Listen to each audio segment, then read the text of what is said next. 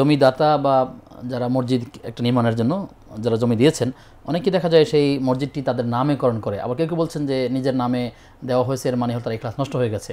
আসলে মসজিদ নির্মাণের ক্ষেত্রে আসলে নামকরণগুলো কীভাবে হওয়া উচিত, বা নাম ব্যক্তি নামে করলে সমস্যা কোথায়?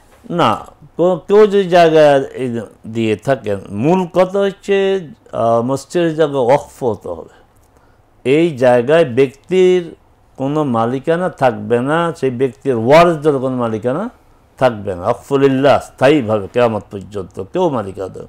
তবে যিনি জায়গা দিয়েছেন যদি তার নামে দেওয়া হয়, এটা খুব একটা দোষণীয় নয়, খুব একটা দোষণীয় নয়। জি, শুকরিয়া আপনাকে।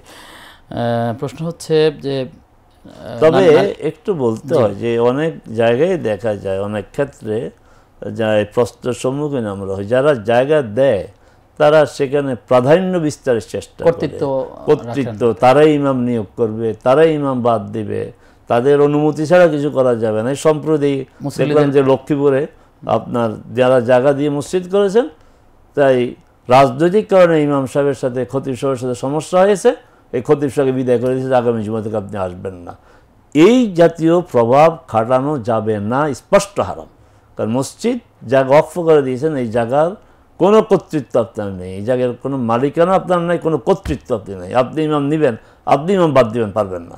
হ্যাঁ, কমিটি ইমাম নিবে, সঙ্গত কারণে যদি ইমামের চাকরির করার মতো যোগ্যতা হারায় তাহলে মসজিদ কমিটি সিদ্ধান্ত নেবে। কিন্তু আপনি আপনার জায়গা দিয়েছেন, আপনার বাবা জায়গা দিয়েছে, এই জন্য ইমাম সাহেবকে বাদ দিয়ে দিবেন, ওখানে আপনাকে নাম দেওয়া হয়নি পোস্টারে, এই জন্য আপনি মাহফিল বন্ধ করে দিবেন, এই স্বেচ্ছাচারিতা করার সুযোগ ইসলামে নেই।